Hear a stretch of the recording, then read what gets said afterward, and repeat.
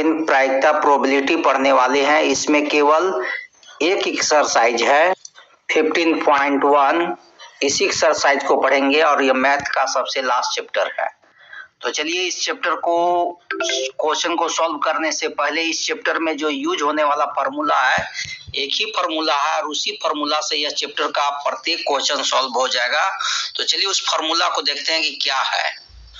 तो वह जो फार्मूला है जिसमें किसी घटना ई की सैद्धांतिक जो प्रायिकता है पी, वह पी का फार्मूला देखिए दिया हुआ है। माने कोई भी तरह का घटना हो उस घटना का प्रोबेबिलिटी निकालना हो तो प्रोबेबिलिटी जो है निकालने का यही फार्मूला है। पी मतलब इवेंट का प्रोबेबिलिटी, ठीक है।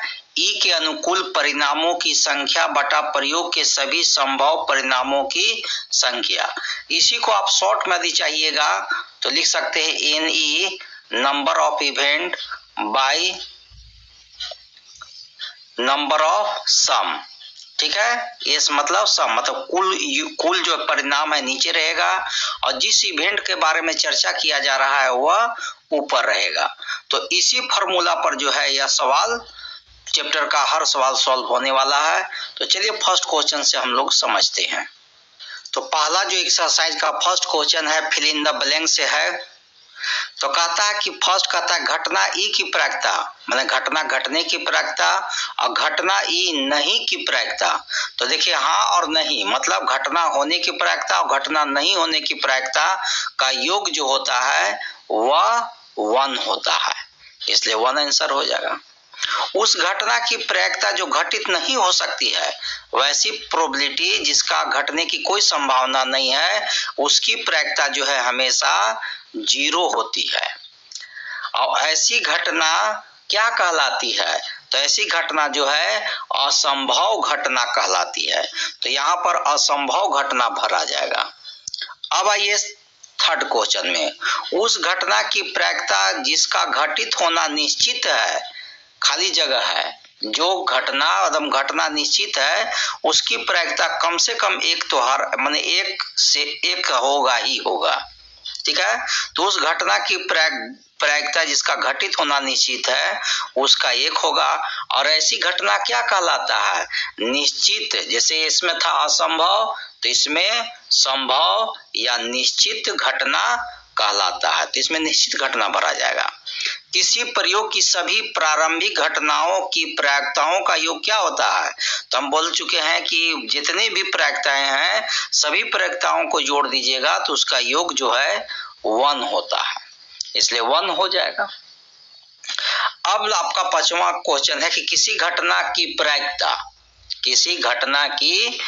प्रायिकता 0 से बड़ी या उसके बराबर होती है तथा 1 से छोटी या बराबर होती है।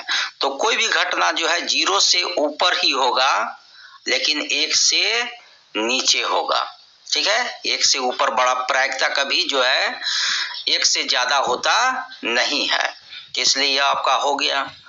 अब क्वेश्चन आइए सेकंड में क्या है। यह सब क्वेश्चन तो छोटा छोटा के लिए एमसीक्यू टाइप का या 1 मार्क्स के क्वेश्चन में काम आता है। सेकंड क्वेश्चन तो आपका कुछ नहीं है, ऐसे ही है कि निम्नलिखित प्रयोगों में से किन किन प्रयोगों के परिणाम समप्रायिक है, मतलब किसकी प्रायिकता संभव है यही देखना है। कि एक ड्राइवर कार चलाने का प्रयत्न करता है, कार चलना प्रारंभ हो जाती है या कार चलना प्रारंभ नहीं होती है। तो चलना और नहीं चलना से इसमें संख्या का कोई जिक्र नहीं है, इसलिए इस सवाल का प्रायिक माने यह परिणाम जो है समप्रायिक नहीं होगा, इसलिए पहला तो नहीं आएगा। और दूसरा क्वेश्चन में देख लीजिए। तो सेकंड क्वेश्चन में कहता है सेकंड कि एक खिलाड़ी बास्केटबॉल को बास्केट में डालने का प्रयत्न करती है, वह बास्केट में बॉल डाल पाती है या नहीं डाल पाती है, इसकी प्रायिकता क्या होगा? तो इसका भी प्रायिकता नहीं निकलेगा क्योंकि इसमें संख्या का कोई जिक्र नहीं है।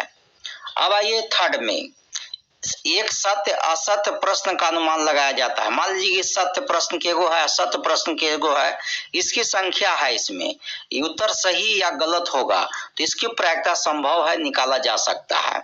अगला है कि एक बच्चे का जन्म होता है, वह लड़का है या लड़की है, यह भी इसकी प्रायिकता संभव है क्योंकि लड़का और लड़की दो तरह का संख्या है, इसलिए या तो लड़का भी हो सकता है या लड़की हो सकता है।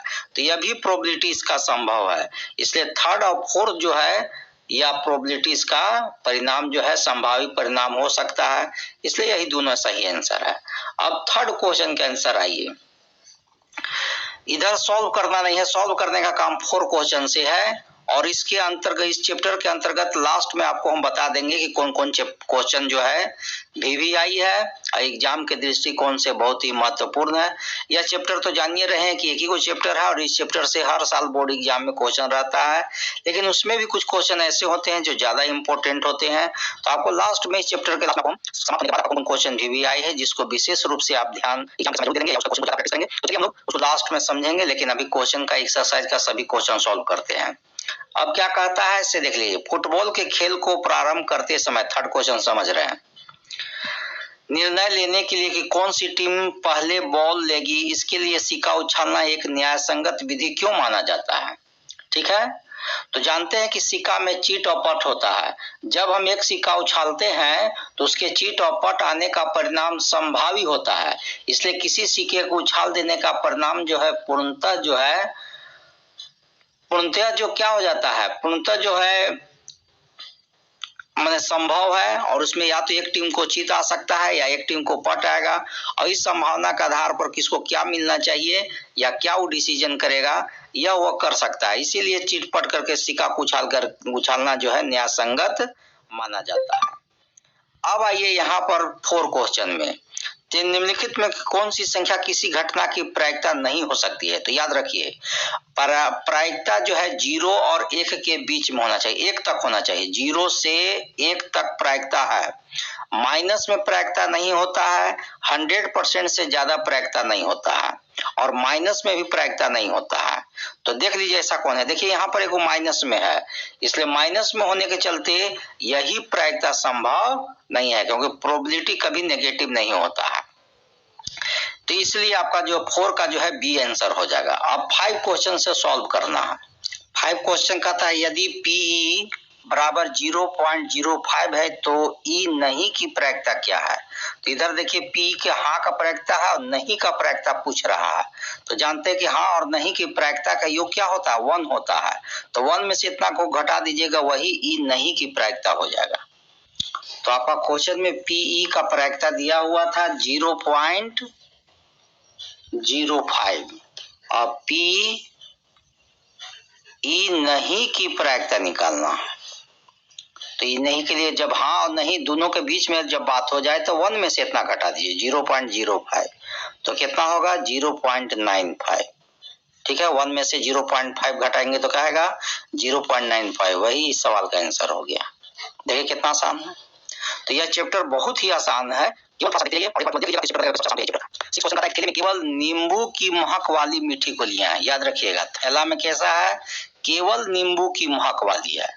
मालिनी बिना थैले में झांके उसमें से एक गोली निकालती है, तो इसकी क्या प्रायिकता कि वह निकाली गई गोली संतरे की महक वाली होगी। तो बोलिए, देखिए यहाँ पर लिखा हुआ नींबू की महक वाली है, तो इसमें कह रहा संतरे की महक वाली है, तो संतरा का तो इसमें है ही नहीं, इसलिए इसकी प्रायिकता 0 हो जाएगा।